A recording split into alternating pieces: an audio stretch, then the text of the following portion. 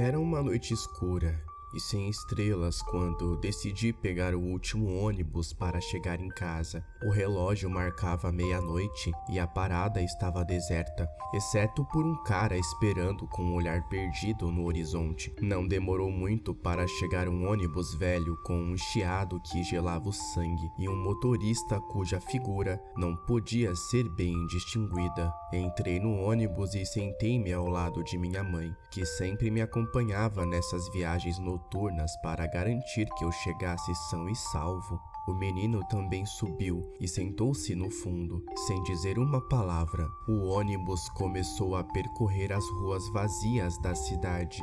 À medida que avançávamos, uma sensação de desconforto começou a crescer dentro de mim. As luzes do interior piscavam e, através das janelas, as sombras pareciam assumir formas estranhas. Minha mãe, que sempre foi meu pilar de força, manteve-se em silêncio, seu rosto inexpressivo e pálido, como se estivesse ausente. De repente, o ônibus tomou um caminho que eu não conhecia. As ruas tornaram-se mais estreitas e os edifícios mais antigos e deteriorados. Olhei para o cara ao fundo e o vi olhando para mim com olhos que brilhavam como a luz sobrenatural. Tentei falar com minha mãe, mas ela não respondeu. Seu corpo estava lá, mas era como se seu espírito estivesse desaparecido. O medo me invadiu e eu queria sair do ônibus, mas as portas estavam fechadas. O menino começou a caminhar na minha direção e cada passo que eu dava ressoava no silêncio sepulcral do ônibus. Quando ele estava prestes a me alcançar, acordei. Eu estava na minha cama, encharcado de suor e com o coração batendo a 1000 por hora. Foi apenas um sonho, mas um que me lembrou que há coisas à noite que é melhor deixar em paz. O ônibus fantasma e seu passageiro misterioso haviam desaparecido, mas a sensação de terror ainda persistia no ar frio do meu quarto.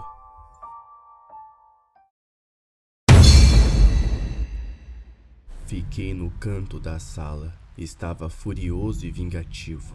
Eu queria dormir, mas não consegui. Queria que voltasse. Eu precisava tê-la. Comecei a bater nas paredes com todas as minhas forças. Tentei abrir a porta de madeira. Usei minhas unhas e até meus dentes, mas não consegui. Do outro lado estava minha mãe. Espreitei como pude parte do meu olho e a vi. Ela estava lá, prestes a abrir a porta daquela casa para sair. Quando me viu, parou. Eu chorava. Era a única maneira de eu voltar. Então, eu a observei voltar. Mudou a expressão de seu rosto. O que antes era pressa, agora era puro amor de mãe. Eu entendi que ela me amava, tanto quanto eu precisava dela. Ela empurrou minha pequena cabeça para dentro. Ela pegou as chaves e abriu a porta. Eu estava choroso, ressentido. Como ela poderia deixar seu filho pequeno para trás? Eu me perguntei. Quando ouvi seus passos se aproximarem de mim, dei meia volta e me lancei sobre ela. Eu a vi chorar, então parei. Observei que seu amor era tão grande, suas lágrimas, seus olhos negros encharcados de choro. Eu não pude mais me conter. Peguei os glóbulos oculares de suas órbitas e os devorei. E assim, ela não poderia ir embora. Naquele dia, sobrevivi graças ao sacrifício de minha mãe. Quase 2 décadas se passaram disso. Agora eu pego os olhos dos vagabundos e mulherzinhas que têm seus filhos dormindo nas ruas.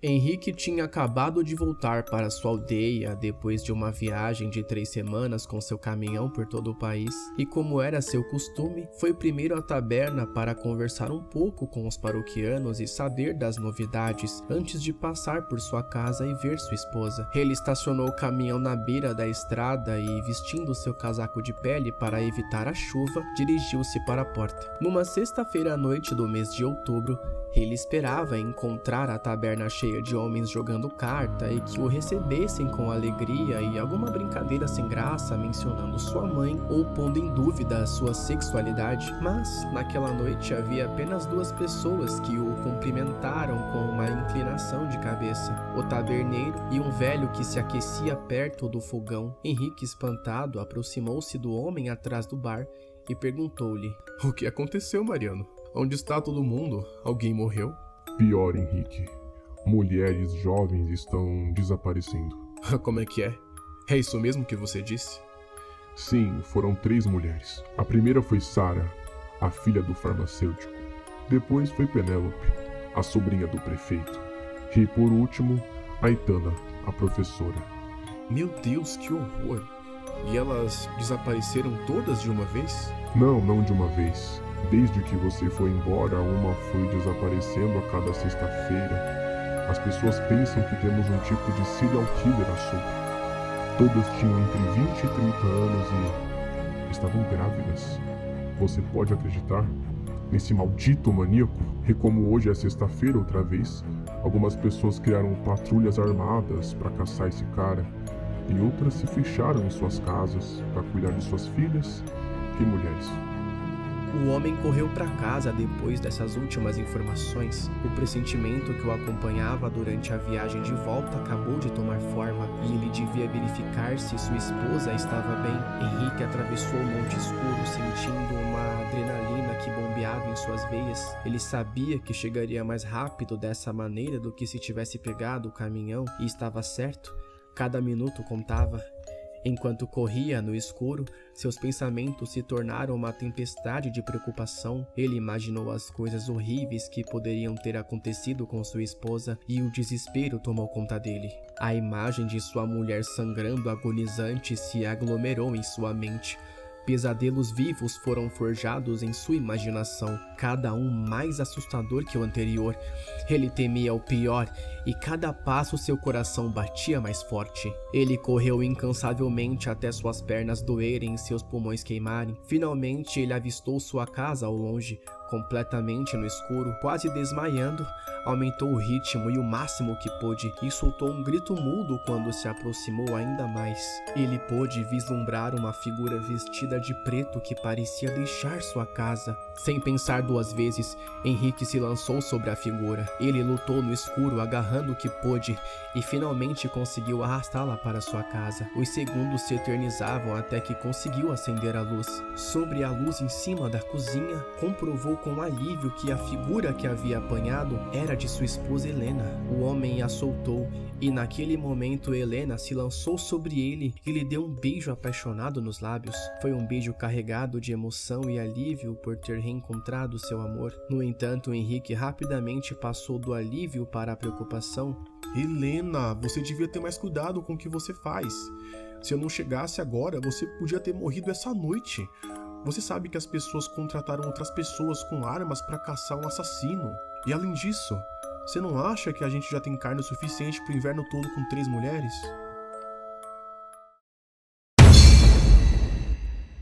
Esta história é baseada nos anos 90. Minha irmã Sandra se via de vez em quando com seu namorado que a vinha ver aqui em casa por um tempo. Como sempre, fiquei na sala com minha mãe assistindo TV, enquanto Sandra saía para o pátio para se despedir do seu namorado. Ela sempre demorava cerca de 20 minutos conversando e depois entrava na casa novamente, só que dessa vez foi diferente. Sandra entrou em casa apenas 5 minutos depois de sair, com um olhar perdido e rosto inexpressivo. Parecia não sentir nada e não olhar para lugar nenhum, como se estivesse hipnotizada. Ela subiu as escadas para o 2º andar e aí parou e disse: Ana, sabe onde estão as tesouras? Em cima do armário do seu quarto, Sandra. Por que você quer? Não, de jeito nenhum. Ela disse em tom frio enquanto subia as escadas. Sua atitude foi estranha. Quando eu ouvi novamente a porta da entrada se abrir e se fechar de novo, entrou alguém. Era Sandra, com aquele mesmo rosto inexpressivo sem piscar. Subiu os mesmos degraus, parou na escada e, sem olhar para mim, fez a mesma pergunta. Ana, sabe onde estão as tesouras? Em cima do seu quarto, Sandra. Pra que você quer? Não, de todo. Tudo se repetiu. parecia uma gravação que ficava se repetindo. Minha mãe também ficou paralisada, só que ela quis avançar em Sandra, então eu a segurei. Sandra, espera! Toquei seu braço, e naquele momento que fiz contato com seu braço, parecia frio. Ela parecia ter reagido, piscou várias vezes como se estivesse desmaiando. O que aconteceu? Não sobe, Sandra. Por que não? Não sei, mas sinto que preciso subir. Demorou um pouco, mas a convencemos a não subir. E estando na sala, contamos o que aconteceu. Ficamos em choque enquanto pensávamos que teria acontecido alguma coisa se Sandra tivesse subido com aquela atitude estranha nesta casa algo. Um ser forte o suficiente para assumir outras formas de pessoas vivas. Uma entidade impostora que se disfarça dos vivos. Você nunca sabe com quem você está falando.